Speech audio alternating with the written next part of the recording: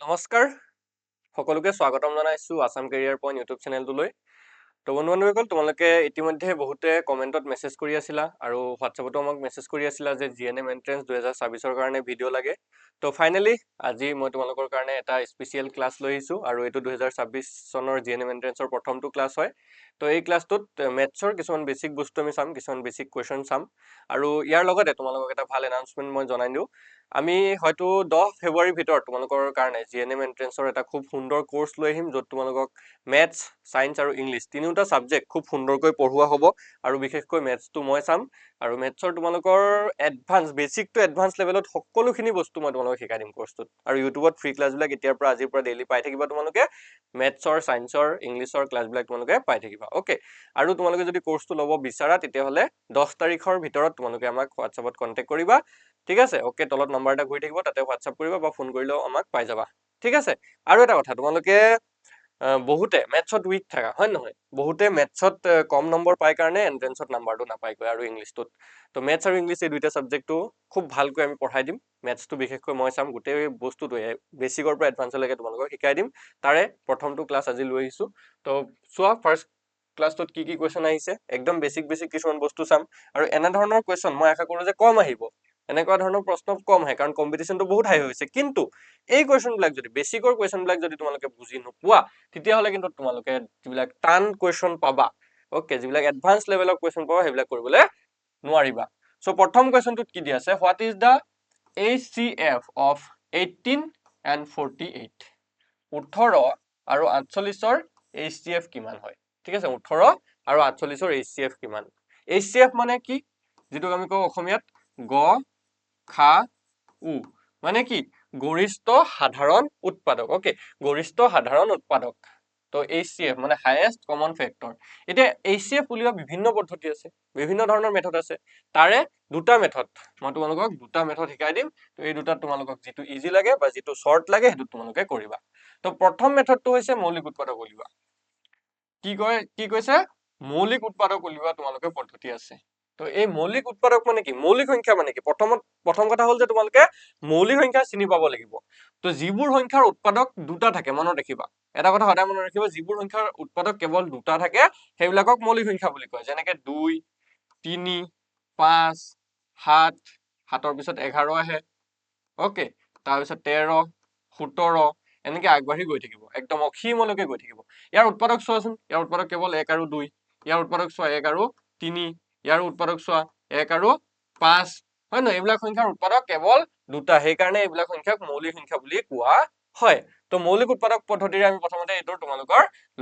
মানে গসাউ উলিওৱা শিকাই দিম। ওকে, তো 18 আৰু কি দিয়া আছে আমাক, 48 দিয়া আছে। তো 18ৰ উৎপাদকীকৰণ কৰা,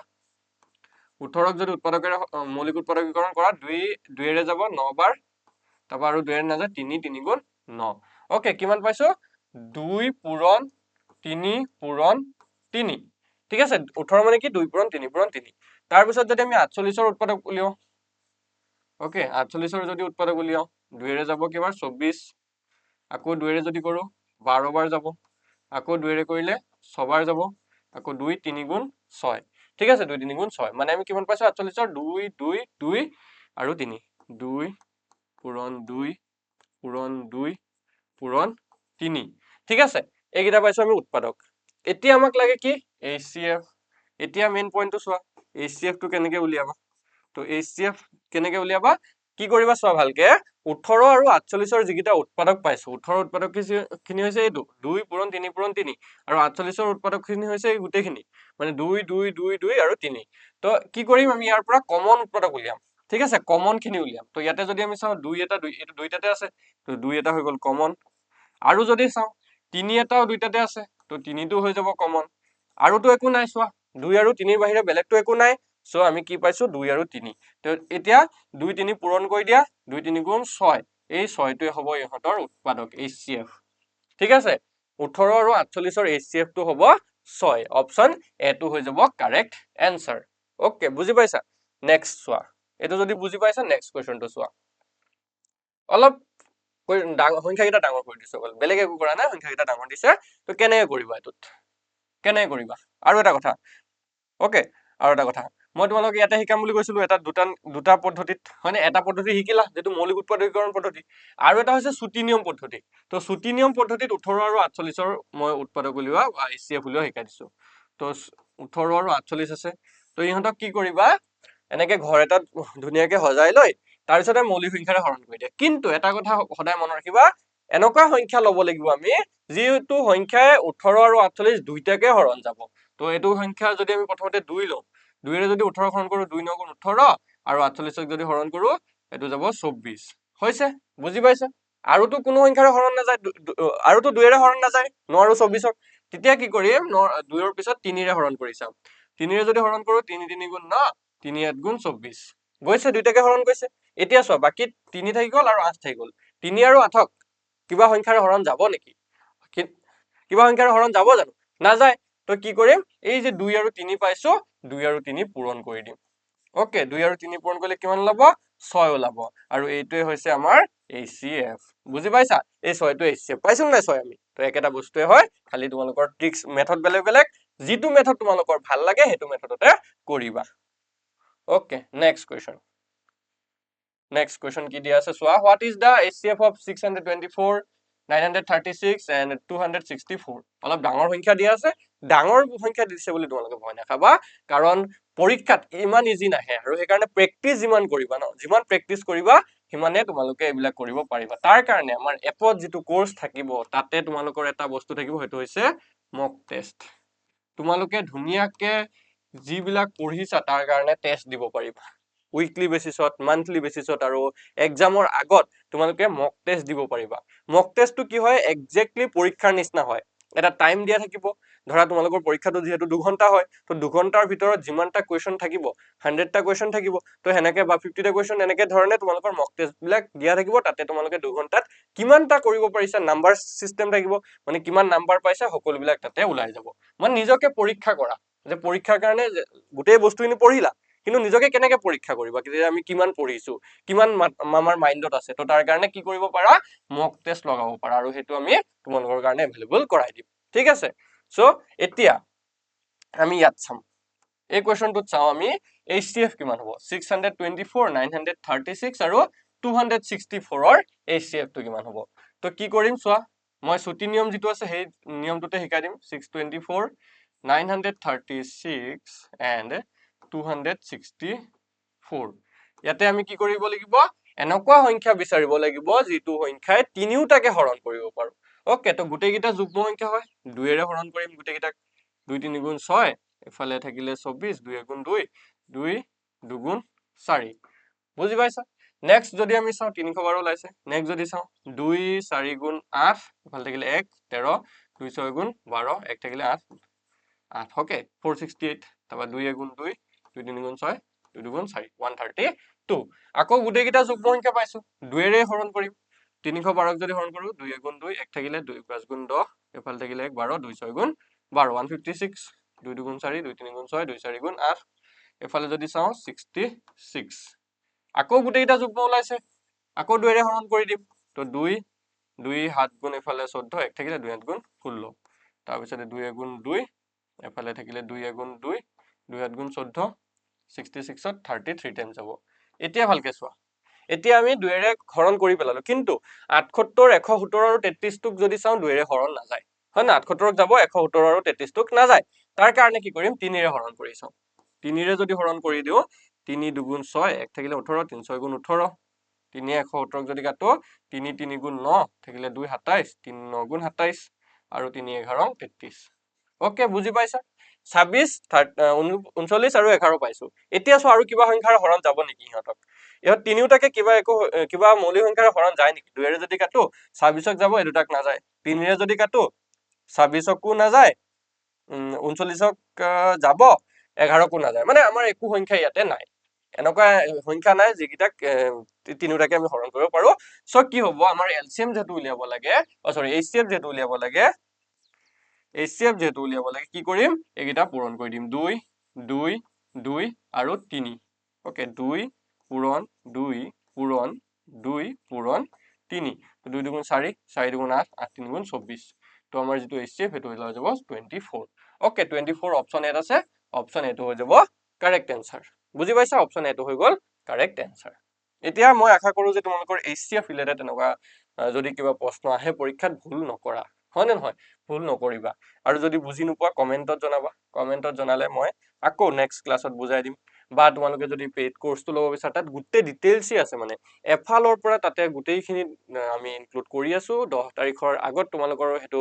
আমি গোটেই বস্তুটো দি দিম আৰু 9 তাৰিখে বিশেষকৈ 9 তাৰিখে 7টা বজাত 9 তাৰিখে সন্ধিয়া 7টা বজাত এটা বিশেষ ক্লাছ তোমালোকৰ বাবে লাইভ লৈ আহিম তাত তোমালোকে পাৰিলে সকলো জয়েন হৈ লবা এটা বিশেষ ঘোষণা তোমালোকৰ বাবে কৰিম ওকে বহুতৰে এক্সাইটমেন্ট আছে সেই তাৰিখটো লৈ আমিও তোমালোকৰ কাৰণে খুব এটা ভাল খবৰ হেদিনাখনি লৈ আহিম তোমালোকে পাৰিলে সকলোৱে হেদিনাখনি জয়েন হৈ লবা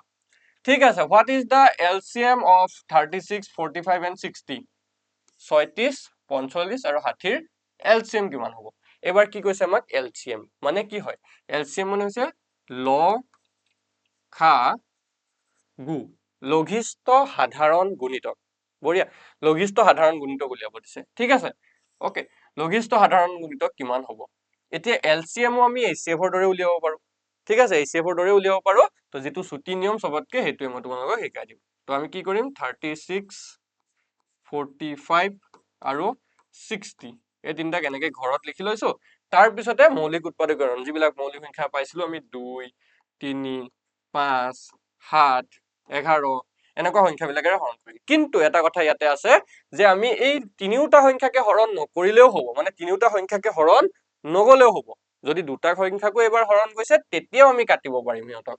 সো 2 এৰে যদি হৰণ কৰো গুটেইকিটাক 2 এৰেটো গুটেইকিটাক নাযায় তেও হৰণ কৰি দিম কাৰণ মই কৈছো না দুটা কাটিব পাৰিলে হ'ল তো 36ক যদি কৰো এটো যাব 18 বাৰ তাৰ পিছত 45ক নাযায় কাৰণে 45 টো এজ ইট ইজ নমাই লৈ আহিম ওকে এজ ইট ইজ নমাই লৈ আহিবা তাৰ পিছতে 2 এ যদি 60 কৰা 30 বাৰ যাব এতিয়া চোৱা 3 এৰে গুটেইকিটাক কাটি দিও 2 এৰেটো নাযায় 45 অকল 45 টোক নাযায় বাকি 3 এৰে যদি চোৱা গুটেইকিটাকে হৰণ যাব 3 6 গুণ 18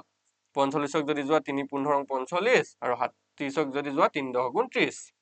তাৰ পিছতে যদি চোৱা 2 এৰে আকৌ কৰি দিয়াচোন 2 3 গুণ 6 ফালে 15ক যেহেতু নাযায় 15 নামি আহিলে আৰু 2 5 গুণ 10 তাৰ পিছতে চোৱা আকৌ যদি 3 এৰে কাটি দিয়া 3 গুণ 3 3 5 গুণ 15 আৰু 5 টোক যেহেতু নাযায় নামি আহিলে তাৰ পিছত দুটা 5 আছে সেইকাৰণে 5 এৰে হৰণ কৰি দিয়া 5 গুণ 5 5 গুণ 5 আৰু 5 গুণ 5 হৈ গল বুজি পালা লাষ্টত আমাৰ কিমান ওলাই গল 1 ওলাই গল এতিয়া কি কৰিম আমাৰ উলিয়াব লাগে কি এলচিএম কি উলিয়াব লাগে আমাৰ এলচিএম তো কি কৰিব লাগিব চোৱা এইকিটা পূৰণ কৰি দিয়া 2 3 2 3 আৰু 5 2 পূৰণ 3 পূৰণ 2 পূৰণ 3 পূৰণ 5 কিমান হ'ব পূৰণ কৰি চোৱাচোন 2 3 গুণ 6 6 2 গুণ 12 তাৰ পিছতে 3 বাৰং 36 36 আৰু 5 36 আৰু 5 যদি পূৰণ কৰি দিয়া 5 গুণ 30 শূন্য কৰিলে 3 5 গুণ 16 17 18 180 ঠিক আছে 180 হ'ব আমাৰ আনসাৰ যেটো আমাৰ অপচন এত আছে বুজি পাইছা অপচন এটো হৈ যাব শুদ্ধ উত্তৰ এতিয়া এলচিএম উলিয়াব পাৰিবা পাৰিবা নোৱাৰে এতিয়া চোৱা নেক্সট আৰু এটা কোৱেশ্চন এলচিএম কেনেকৈ উলিয়াবা এটো কৰি চাব পাৰা তোমালোকে কৰি চাব পাৰা আৰু কমেন্টত জনাব পাৰা কি দিয়া আছে 140 আৰু 100 ঠিক আছে 140 আৰু 100ৰ এলচিএম কিমান হ'ব মানে লসাগু কিমান হ'ব ঠিক আছে চোৱা যদি তোমালোকে কৰিব খুজিছা তেতিয়া ভিডিওটো পজ কৰিবা পজ কৰি যেটো আনসাৰ ওলাব হেতু ইয়াৰ লগত মিলাই চাবা কোনটো অপচন হ'ব এতিয়া চোৱা কি কৈছে আমাক 140 আৰু 100 140 আৰু 100ৰ এলচিএম কিমান হ'ব তো দুইটা যেহেতু যুগ্ম সংখ্যা হয় 2 এৰে হৰণ কৰিম তো 2 এৰে হৰণ কৰিলে যাব 70 আৰু এটো যাব 50 আকৌ দুটা যুগ্ম ওলাইছে 2 এৰে হৰণ কৰি দিলো 2 35 বাৰ যাব আৰু এটো 25 বাৰ যাব এতিয়া যেহেতু 2 এৰে হৰণ নাযায় তেতিয়া কি কৰিম 3 এৰেও নাযায় 5 এৰে হৰণ কৰিম 5 7 গুণ 35 আৰু 5 5 গুণ 25 এতিয়া চোৱা আৰুটো নাযায় 7 আৰু 5 ওলাইছে আৰুটো হৰণ নাযায় তো সিম্পল এইকিটা পূৰণ কৰি দিম 2 2 5 7 5 গুটেইকিটা পূৰণ কৰি দিয়া ওকে এলচিএম উলিয়াবলে কি কৰিব লাগিব গুটেইকিটা পূৰণ কৰি দিম 2 পূৰণ 2 পূৰণ 5 পূৰণ 7 পূৰণ 5 কিমান হ'ব 2 2 4 4 5 গুণ 20 20 7 গুণ হলগে 140 140 আৰু 5 পূৰণ কৰা 140 আৰু 5 পূৰণ কৰিলে কিমান হ'ব 0 4 5 গুণ 20 শূন্য কৰিলে দি 5 গুণ 700 ওকে 700 হ'ব আমাৰ আনসাৰ যেটো অপচন বিত আছে তো অপচন বি তোমালোকৰ যি সকলে পাইছিলা যদি কৰিছিলা তোমালোকে অপচন বি টো পাইছা চাগে 700 তো এটো হৈ যাব আমাৰ আনসাৰ ঠিক আছে নেক্সট কোৱেশ্চন চোৱা কোনটো স্বাভাৱিক সংখ্যা মৌলিকো নহয় যৌগিকো নহয় which natural number is neither prime nor composite বা compound okay compound কি কৈছে চোৱা যে কোনটো স্বাভাৱিক সংখ্যা মৌলিকো নহয় যৌগিকো নহয় অপচনবোৰ চোৱা 1 0 2 নে 3 এতিয়া যৌগিক আৰু মৌলিক সংখ্যা কাক কয় মৌলিক সংখ্যাৰ কনসেপ্টটো মই অকমান কৈছিল হয় না তোমালোকক যে যিবোৰ সংখ্যাৰ উৎপাদক কেৱল দুটা থাকে সেইবিলাকক মৌলিক সংখ্যা বুলি কোৱা হয় যেনেকে মৌলিক সংখ্যা ষ্টাৰ্ট হয় 2 ৰ পৰা তাৰ পিছত 3 তাৰ পিছতে 5 তাৰ পিছতে 7 এনেকে আগবাঢ়ি গৈ থাকে আৰু যৌগিক সংখ্যা ষ্টাৰ্ট হয় 4 ৰ পৰা ওকে যৌগিক সংখ্যাৰ কনসেপ্টটো কি চোৱা যিবোৰ সংখ্যাৰ উৎপাদক দুটাতকৈ বেছি থাকে দুটাতকৈ অধিক সেইবিলাক সংখ্যাক যৌগিক সংখ্যা বুলি কয় তো 4 ৰ যদি আমি উৎপাদক চাওঁ 1 আছে 2 আছে আৰু 4 আছে ওকে তিনটা উৎপাদক পালো নাই সেইকাৰণে 4টো যৌগিক সংখ্যা 4 পিছত 6 আহে 8 আহে 9 আহে এনেকে আগবাঢ়ি গৈ থাকে তো আমাক যদি সুধে প্ৰশ্নটোত যে কোনটো সংখ্যা মৌলিকো নহয় যৌগিকো নহয় তেতিয়া তাৰ আনসাৰটো হ'ব 1 ওকে কি হ'ব 1 হ'ব কেলে 0 যৌগিক মৌলিকত নপৰে ই হৈছে এটা পূৰ্ণ সংখ্যা ওকে প্ৰথম পূৰ্ণ সংখ্যা আমি যদি চাও প্ৰথম পূৰ্ণ সংখ্যাটো কি কয় আমাৰ পৰীক্ষাত যদি প্ৰশ্ন আহে যে প্ৰথম পূৰ্ণ সংখ্যাটো কি তেতিয়া হ'ব 0 বাকি দুইটো মৌলিক সংখ্যা পালো তিনিটো মৌলিক সংখ্যা পাইছো এই দুটাটো হ'বই নোৱাৰে 2 আৰু 3 কাৰণ ই মৌলিক সংখ্যাত পৰিছে আমাক খুজিছিলে যৌগিকো নহয় মৌলিকো নহয় সো হেতু হৈ যাবগে 1 ওকে বুজি পাইছা 1 হ'ব আমাৰ আনসাৰ বাকি আৰু এটা 1 টো কি হয় প্ৰথম স্বাভাৱিক সংখ্যা প্ৰথম কি হয় স্বাভাৱিক সংখ্যা হেতু মনত ৰাখিবা প্ৰথম স্বাভাৱিক সংখ্যাটো কি হয় 1 হয় বুজি পাইছা প্ৰথম পূৰ্ণ সংখ্যাটো 0 হয় মানে যদি পৰীক্ষাত আহে যে আটাইতকৈ সৰু পূৰ্ণ সংখ্যা কি 0 আটাইতকৈ সৰু স্বাভাৱিক সংখ্যাটো কি 1 আটাইতকৈ সৰু মৌলিক সংখ্যাটো কি 2 ওকে আটাইতকৈ সৰু যৌগিক সংখ্যাটো কি 4 এইবিলাক বস্তু মনত ৰাখি থবা একদম সিম্পল কথা কিন্তু কেতিয়াবা হেবিলাকো ভুল হৈ যায় নেক্সট কোৱেশ্চনটোত কি দিছে চোৱা যে দুটা সংখ্যাৰ যোগফল 35 আৰু হিহঁতৰ অনুপাত যদি 3:2 হয় তেতিয়াহলে সংখ্যা দুটা হল the sum of two numbers is 35 and the ratio is 3:2 the number 2 is দুটা সেই সংখ্যা দুটা কি হয় মানে ঠিক আছে কি হ'ব সংখ্যা দুটা 10 25 11 14 24 21 14 নে 20 15 এতিয়া কেনেকৈ কৰিবা চোৱা ঠিক আছে কেনেকৈ কৰিবা প্ৰশ্নটোত কেনেকৈ কৰিবা ভালকে চাবা আমাক কি দিছে অনুপাত দি থৈছে দুটা সংখ্যাৰ অনুপাত দি থৈছে ঠিক আছে অনুপাত দি থৈছে আমাৰ 3:2 ঠিক আছে কিমান দি থৈছে 3:2 তো আমি কি কৰিম এটা সংখ্যাক 3x বুলি ধৰিম ভালকে চোৱা এটা সংখ্যা 3x আৰু এটা সংখ্যাক আমি 2x বুলি ধৰিম বুজি পাইছা এটা সংখ্যা 3x আৰু এটা সংখ্যা হৈছে 2x বুজি পাইছা এতিয়া আমাক কৈছে এই সংখ্যা দুটাৰ যোগফল 35 যোগফল মানে কি এই দুটা সংখ্যাৰ যোগফল 3x আৰু 2x ৰ যোগফল মানে 3x প্লাস আমি যদি 2x কৰি দিও তেতিয়া 35 পাম আৰু এতিয়া আমি চোৱা কি কৰিম এই দুটা যোগ কৰিম 3x আৰু 2x যদি যোগ কৰি দিও এটো হৈ যাবগে 5x তোমালোকে এইবিলাক ক্লাস 9 10 ত পাই আহিছা হয় না নহয় তো 5x আৰু এফালে হৈ যাবগে 35 তে দুইফালে যদি মই 5 ৰে হৰণ কৰি দিও 5x কো 5 ৰে হৰণ কৰি দিছো আৰু 35 কো 5 ৰে হৰণ কৰি দিছো ওকে দুইফালে 5 ৰে হৰণ কৰিছো বা তোমালোকে এটো কৰিব পাৰা যে 5 টো ডাইৰেক্ট হৰণ কৰি দিব পাৰা তো এফালে 5 5 কাটি গল 5 ৰে যদি 35 কাটা 7 বাৰ যাব ওকে তো x ৰ মানটো আমাৰ কিমান ওলালে x ৰ মান কিমান ওলাইছে 7 ওলাইছে বুজি পাইছা x ৰ মান কিমান ওলাইছে 7 এতিয়া আমাক কৈছিলে সংখ্যা দুটা কি হ'ব তো এটা সংখ্যা আছিল 3x এটা সংখ্যা কি আছিল 3x আৰু এটা সংখ্যা আছিল 2x তো এটো সংখ্যা আছিল 2x তো 3x মানে 3 পূৰণ 7 3 পূৰণ 7 মানে 3 7 গুণ 21 ওকে 21 আছে আৰু এটা সংখ্যা আছিল 2x মানে 2 পূৰণ 7 2 7 গুণ কিমান 14 তো আমাৰ কি হ'ব সংখ্যা দুটা 21, 14 যেটো অপচন সি ত আছে চোৱা অপচন সি টো হৈ যাব শুদ্ধ উত্তৰ বুজি পাইছা অপচন সি টো হৈ যাব কাৰেক্ট আনসাৰ ক্লিয়াৰ হৈছে বুজি পাইছা সাগে নেক্সট কোৱেশ্চন চোৱা কি কৈছে প্ৰতিটো স্বাভাৱিক সংখ্যা পূৰ্ণ সংখ্যা every natural number is a whole number এটো কি হ'ব মানে হয় নে নহয় নে হ'বও পাৰে নহবও পাৰে কি হ'ব চোৱা বস্তুটো অলপ ভালকে ধ্যান দিয়া প্ৰতিটো স্বাভাৱিক সংখ্যা পূৰ্ণ সংখ্যা হয় নে নহয় নে হ'বও পাৰে নহবও পাৰে ভালকে চোৱা কি কৈছে এটা প্ৰতিটো স্বাভাৱিক সংখ্যা কি হয় চোৱা স্বাভাৱিক সংখ্যাবিলাক কোৰ পৰা ষ্টাৰ্ট হয় 1 2 3 4 5 এনেকে আগবাঢ়ি বাঢ়ি গৈ থাকিব একদম অসীমলৈকে ইনফিনিট নম্বৰলৈকে আগবাঢ়ি গৈ থাকিব বাকি পূৰ্ণ সংখ্যাৰ সিৰিজটো যদি আমি চাওঁ ক'ৰ পৰা ষ্টাৰ্ট হ'ব 0 1 2 3 4 এনেকে আগবাঢ়ি বাঢ়ি একেবাৰে অসীমলৈকে গৈ থাকিব তো আমি যদি চাওঁ প্ৰতিটো স্বাভাৱিক সংখ্যাই চোৱা প্ৰতিটো স্বাভাৱিক সংখ্যা পূৰ্ণ সংখ্যা হয় নহয় প্ৰতিটো স্বাভাৱিক সংখ্যা পূৰ্ণ সংখ্যা হয় নে নহয় হয় তো আমাৰ অপচন এটো হৈ যাব কাৰেক্ট আনসাৰ কাৰণ চোৱা আমি যদি চাওঁ একটো স্বাভাৱিক সংখ্যা সি পূৰ্ণ সংখ্যাটো আছে দুইটো স্বাভাৱিক সংখ্যা সি পূৰ্ণ সংখ্যাতে আছে বুজি পাইছা কিন্তু প্ৰশ্নটোত যদি উল্টাকে আহে যে প্ৰতিটো পূৰ্ণ সংখ্যাই স্বাভাৱিক সংখ্যা প্ৰতিটো পূৰ্ণ সংখ্যাই স্বাভাৱিক সংখ্যা তেতিয়া কি হ'ব হয় নে নহয় নে হ'ব পাৰে নহ'ব পাৰে তেতিয়া হ'ব যে নহয় প্ৰতিটো বুলি কৈছে ন তেতিয়া কেলে নহয় চোৱা কাৰণ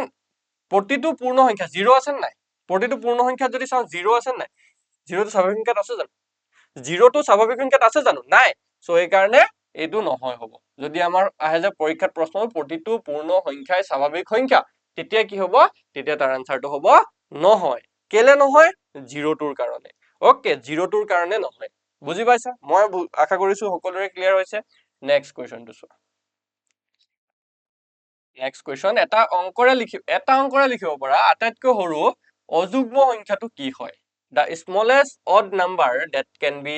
written in a single digit এটা অংকৰে লিখিব পৰা আটাইতকৈ সৰু অযুগ্ম সংখ্যাটো আটাইতকৈ সৰু অযুগ্ম সংখ্যা তো এটো কি হ'ব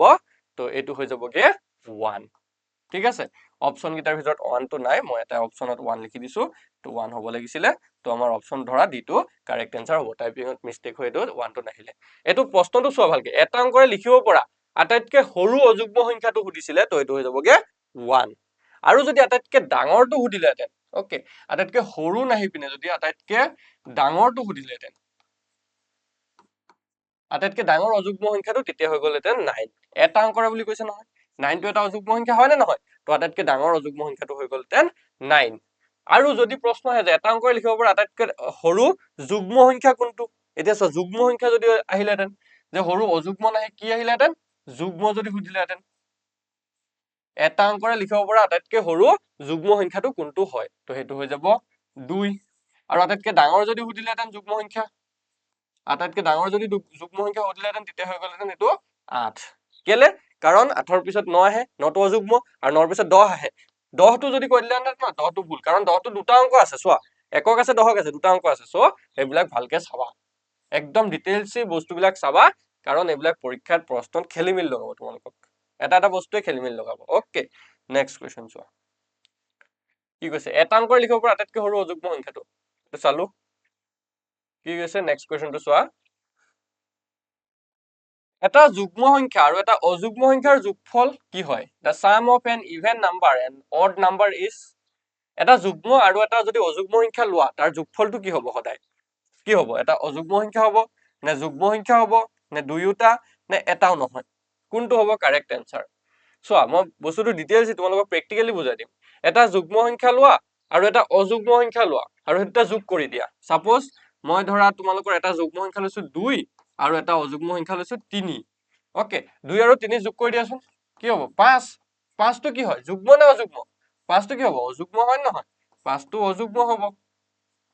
5 টো অযুগ্ম হ'ব তো আমাৰ অপচন এ টো হৈ যাব কাৰেক্ট আনসাৰ এটাৰ পৰা ডাইৰেক্ট কনফাৰ্ম কৰিব নোৱাৰো আৰু কেইটামান চাও ধৰা 11 লৈছো 11 লৈছো অযুগ্ম আৰু 12 লৈছো যুগ্ম অকল 11 12 বুলিও ক'ব নোৱাৰে আমি বেলেগ লৈছো ধৰা আমি 120 লৈছো সাপোজ 120 টো যুগ্ম তো 120 আৰু 11 যদি যোগ কৰি দিও এফালে 1 এফালে 1 2 3 এফালে 131 টো অযুগ্ম হয় নহয় চোৱা 131 টো অযুগ্ম সো আৰু কেইটামান এক্সাম্পল ল'ব বিচাৰা যদি তোমালোকে ল'ব বিচাৰা লোৱা যে এটা ধৰা যুগ্ম সংখ্যা লৈছো 20 আৰু এটা অযুগ্ম সংখ্যা লৈছো 25 তো 20 আৰু 25 যোগ কৰিলে 45 টো অযুগ্ম হয় নে নহয় অযুগ্ম হয় বুজি পাইছা এতিয়া তো এনেকুৱা ধৰণে আমি বস্তুবিলাক চাব লাগিব ডিটেইলসলি মই এই ক্লাছটোত আজি এইখিনি তোমালোকক চালো যদি তোমালোকৰ ক্লাছটো ভাল লাগি থাকে ভিডিওটো এটা লাইক কৰি দিবা আৰু নেক্সট পাৰ্টটো মই কাইলৈ লৈ আহিম তোমালোকৰ বাবে তো তোমালোকে ভালে থাকা আৰু পঢ়ি থাকা জিএনএম নাৰ্ছিঙৰ কাৰণে যদি তোমালোকে প্ৰিপাৰেচন কৰি আছে ভালদৰে পঢ়ি থাকা আৰু আমাৰ কোৰ্সটো মই কৈছো নহয় তোমালোকৰ 10 ফেব্ৰুৱাৰী তাৰিখে ঠিক আছে 10 ফেব্ৰুৱাৰী তাৰিখে তোমালোকৰ কোৰ্সৰ আমি এডমিশন ওপেন কৰাই দিম ঠিক আছে 10 ফেব্ৰুৱাৰী তাৰিখে কোৰ্সটোৰ এডমিশনটো আমি ওপেন কৰাই দিম আৰু 9 ফেব্ৰুৱাৰী তাৰিখে তোমালোকে 9 ফেব্ৰুৱাৰী 7 বজাত 7 PM সন্ধিয়া 7 বজাত তোমালোকে আমাৰ এটা লাইভ ক্লাছ হ'ব লাইভ ক্লাছটো এটেণ্ড কৰিব সকলোৱে কাৰণ তাত এটা তোমালোকৰ বিগ এনাউন্সমেন্ট হ'ব আৰু তাৰে কামনা কৰি মোৰ ক্লাছটো সমাপ্ত কৰিছো ধন্যবাদ